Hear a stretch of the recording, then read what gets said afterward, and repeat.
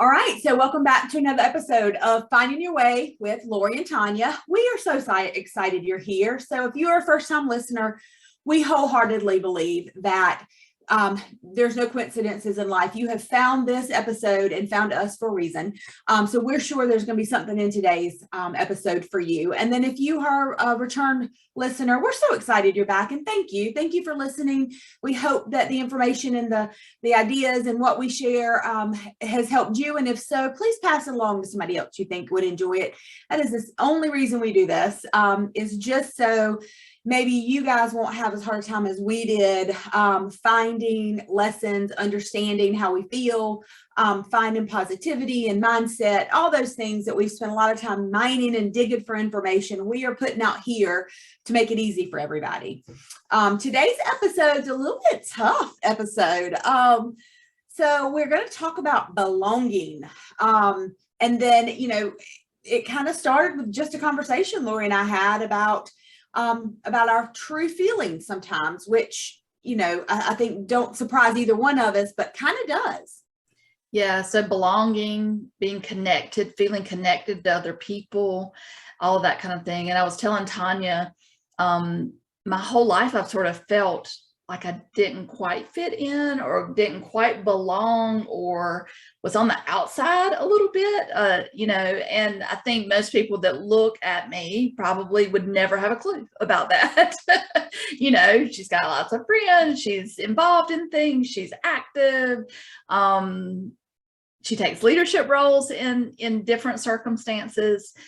She seems confident, and so sometimes we overlook that might not be the true feelings of the person that's emoting all of those things. And so it's just, I feel like as I've grown as a person and done the inner work, that this is one of the places I've struggled a little bit. It's like whenever I feel like there's a negativity that comes up, sometimes it is related to that sense of not belonging or not being included or feeling separate from.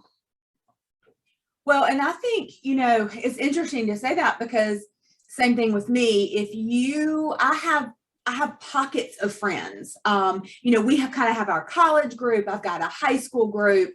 I've got an old work group. I've got kind of a new work group, and then I've got some acquaintances that really become good friends as we've gotten older. I've got a dance mom group. And so I'm pretty outgoing and friendly and usually kind of the one in the middle of the mix, planning the stuff or one of the first people kind of to say, yes, let's go do and help plan or make some effort. And same thing. I mean, I grew up always feeling like I was kind of on the outside. And a lot of that was self-preservation on my part. My upbringing was not great. And so I was always pretending to try to be like everybody else. I was trying to, that friend group in middle school, elementary school.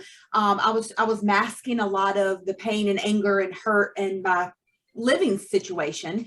So I was kind of always pretending. And so I had to be a little bit careful and cautious about, how I said or what I did. And I didn't have friends ever at my house and things like that. And so I always did feel kind of right around the edges. And even as I became a little bit more popular in high school and kind of, started a real friend group, I still always felt like, even though sometimes I was the ringleader, that I was still not a fit with everybody else. And I think that's something that in all my relationships I struggle with. And again, most people wouldn't know that about me. Right. I'd be surprised if most people haven't felt this way at some point in their life, especially with most of us having some kind of deep-rooted feelings of unworthiness or like we're not worthy or that we're not enough. I think that's probably where any of that stems from, is for whatever reason, we don't feel like we're quite up to par, right? We're not quite enough for whatever. Even at work, like, I'd say I'm in middle management, I'd guess, but I'm a leader, and is lonely sometimes. And you hear people say that when you get into a place of leadership, that it can get lonely because, you're having to sort of step out a little bit and make sure everything's going like it's supposed to.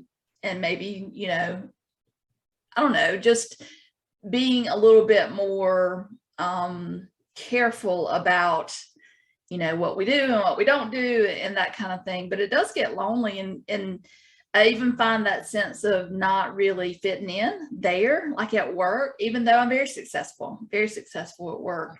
Even in my family, like, there's a lot of age difference between me and my sisters, which creates some of it. But then it's also, when you grow up in a family, we almost play these roles, right? And so my role is the bossy one, she's going to take charge one or whatever.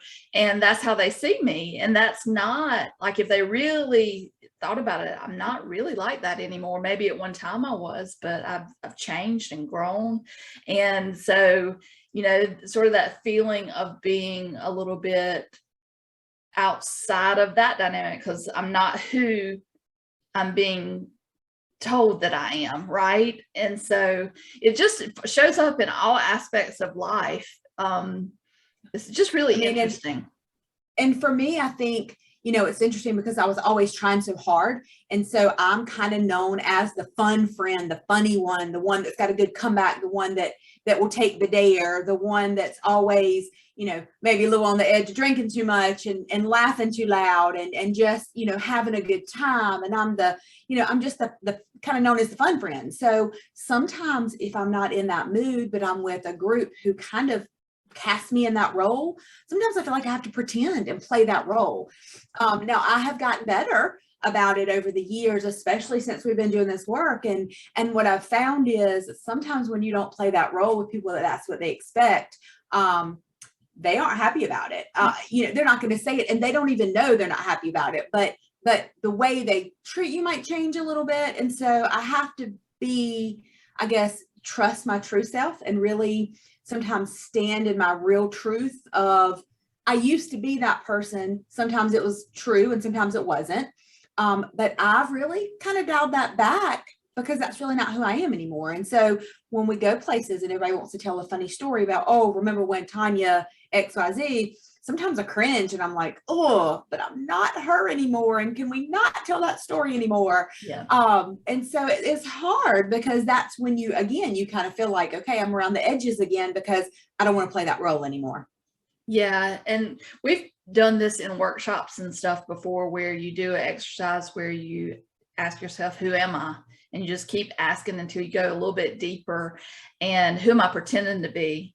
And what we find every single time that we do it is that it's those layers. It's like that layers of an onion, right? And so we start digging those layers, and it gets really vulnerable and really emotional if you do the digging, right?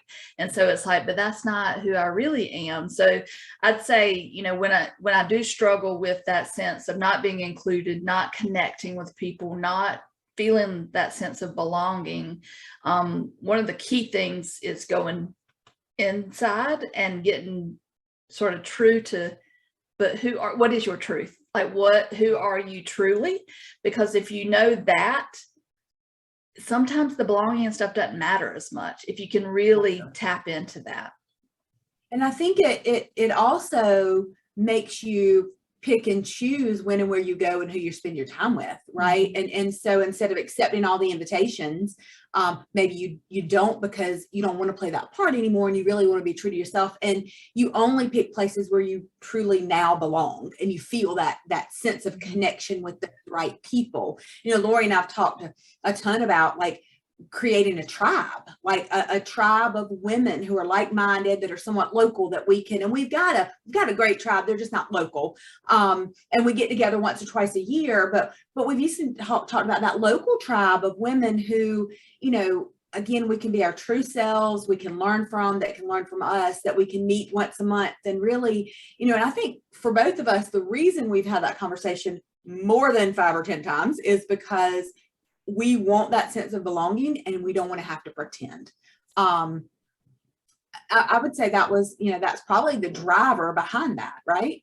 Yeah. And also, thinking about exactly what you're just saying, like if you can't find it, what are you going to do to establish it, or how do you connect with people? So, instead of waiting for somebody to include you in something, is it, hey, you want to go get some coffee? Or, hey, I've been thinking about you, I'd love to see you, that kind of thing. And not always, sometimes I do the sitting back and waiting for others to include me versus taking that small baby step action that, you're going to get a yes or no. It's going to be no if you don't ask, right? And so being willing and brave enough to reach out to people and not just assuming that they don't have time or that they, whatever the silly stuff that goes through our heads is.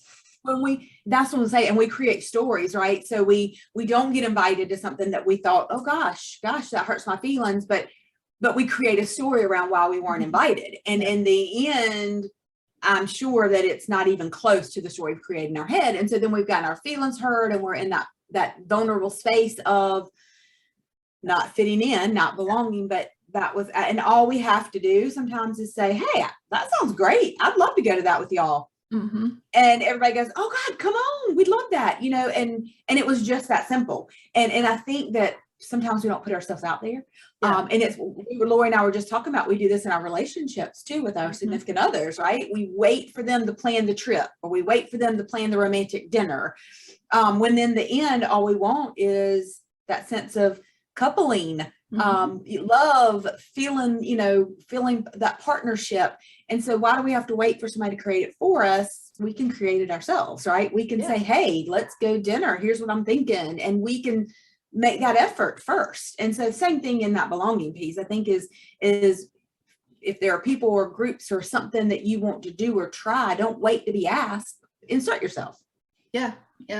So this continues to be something that comes up for me. I'm really working. I would like to get to the point where I'm so centered and sure of myself that it's not even on my radar, that I'm not thinking about the stories. Like the story that I tell myself sometimes when I don't get invited or not included in things is, well, gosh, nobody ever considers me. Like that's the story that I tell. I don't know if other people tell themselves those kind of things or not, but I've heard before, if that's the way you continuously feel, it keeps popping up for you. Like almost switching that question around, and not why are they not considering me, but how am I not considering myself?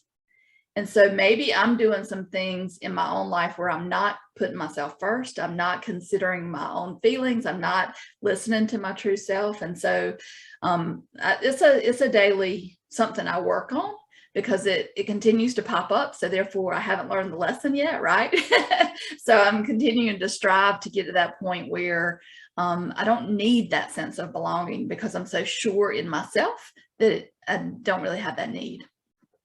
And then like everything else, when you are sure in yourself, I think it just comes. The right people flow to you, the right situations, the right events, the right times. Like once you're there and you're standing in your truth, all this good stuff just starts swirling around you. And I think that's where we want to be. Mm-hmm. Absolutely.